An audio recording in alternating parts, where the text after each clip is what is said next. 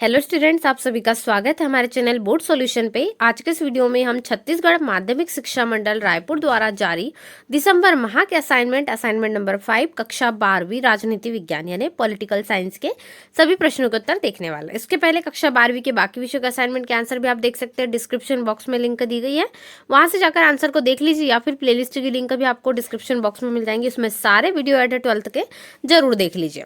और इसके अलावा आप आंसर की पीडीएफ यदि डाउनलोड करना चाहते हैं तो गूगल पे जाके सर्च करोगे www.boardjankari.com, जहां पर आपको 10th और 12th दोनों असाइनमेंट के आंसर्स, यहाँ पर दोनों क्लासेस के सभी विषयों के असाइनमेंट के आंसर मिल जाएंगे पीडीएफ के फॉर्मेट में।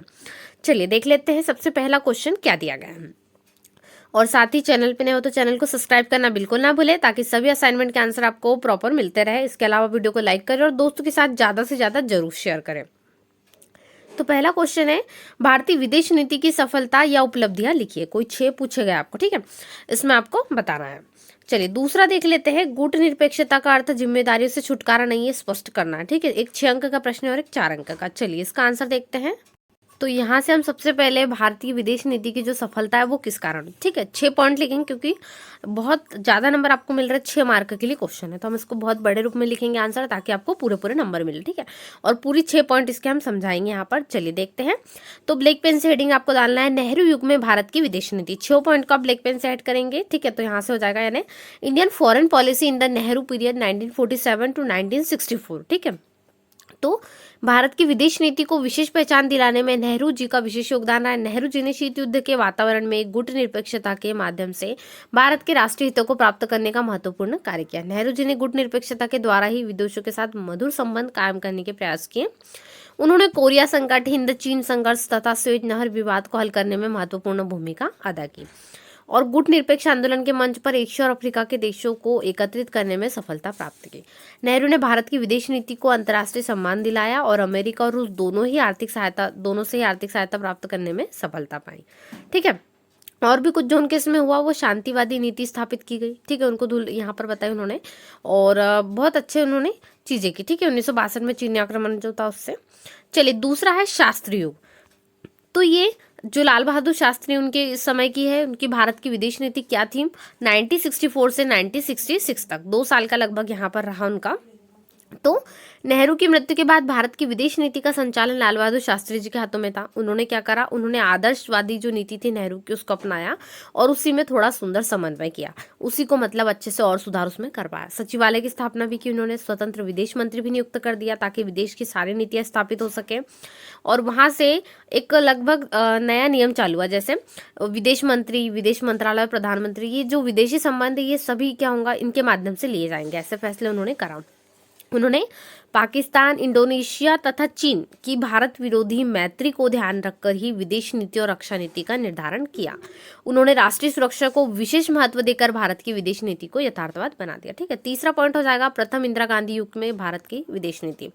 ये भी बहुत महत्वपूर्ण है, क्योंकि इनकी लगभग मान लीजिए 10 साल, तो लगभग यहाँ पर 10 साल से ज़्यादा ही है, तो 66 से 77 तक। ठीक है, आपको ध्यान देना है। तो यहाँ पर ये आपको बहुत अच्छा है, इसमें आपको पूरा नोट करना। ठीक है, इंदिरा गांधी के समय में क्या क्या उन्होंने जो नेहरू काल की विदेश नीति उसको मजबूती से प्रयोग करके व्यवहारिक कदम बहुत सारे उन्होंने उठाए।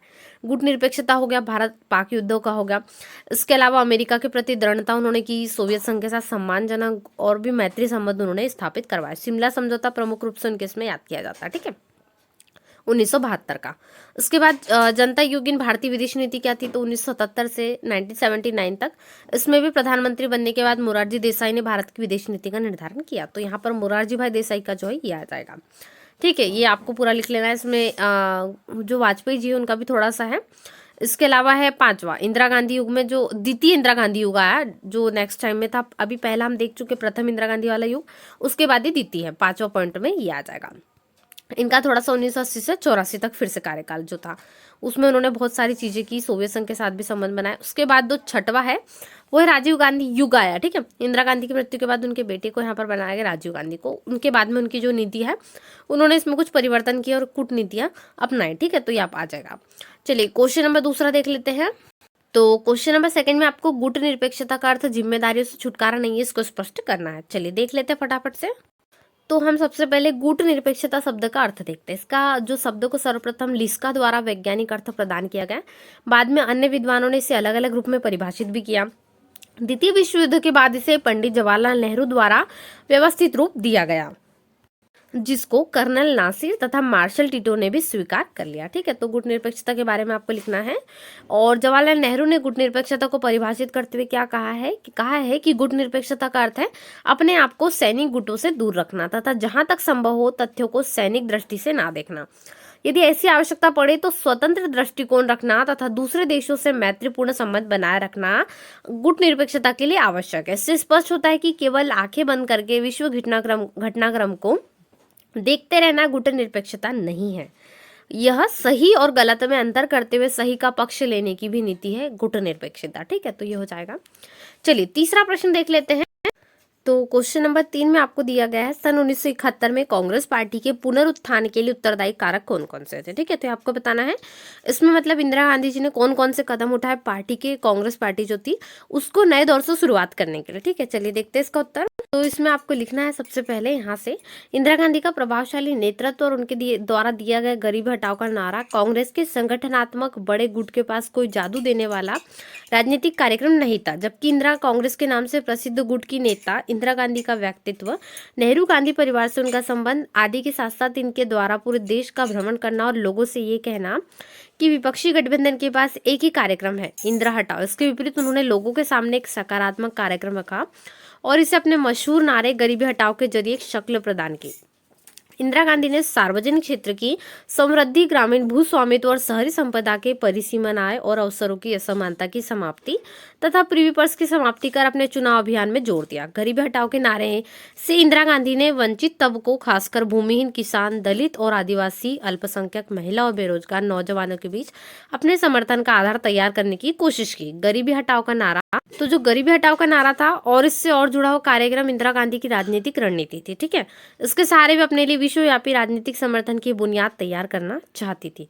दूसरा क्या हुआ इसका चुनाव के परिणाम। 1971 के लोकसभा चुनाव के नतीजे उतने ही नाटकीय थे जितना इन चुनाव को करवाने का फैसला। कांग्रेस और सीपीआई के गठबंधन को इस बार जितने वोट या सीटें मिली उतनी कांग्रेस पिछले 4 आम चुनाव में कभी हासिल न कर सकी थी। इस गठबंधन को लोकसभा की 375 सीट मिली और इसने कुल 48.4% वोट हासिल किए।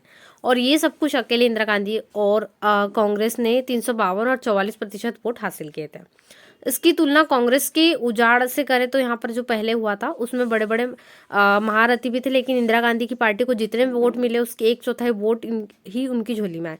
इस पार्टी को महज कितनी 16 सीटें मिली और भारी भरकम जीत के साथ इंदिरा गांधी की अगुवाई वाली कांग्रेस ने अपने दावे को साबित कर दिया कि वही असली कांग्रेस है और उसे भारतीय राजनीति में फिर से प्रभुत्व के स्थान पर पुनर्स्थापित किया।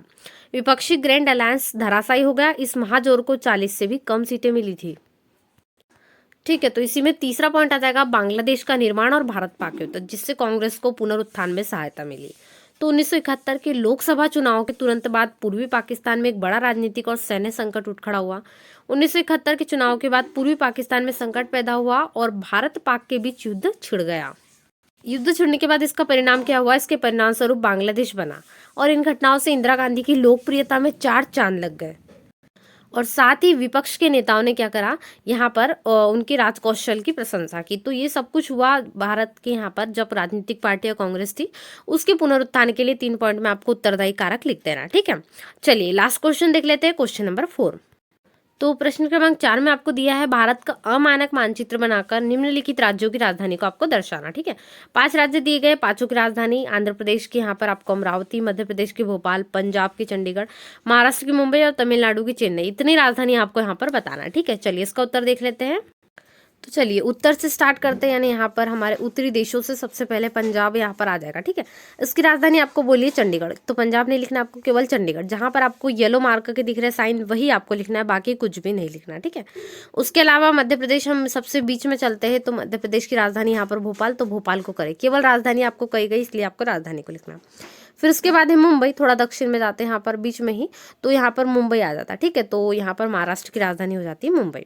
इसके बाद यहाँ पर आपको आंध्र प्रदेश बोला गया, तो अमरावती इसकी राजधानी है, यानी आंध्र प्रदेश की राजधानी क्या है, अमरावती।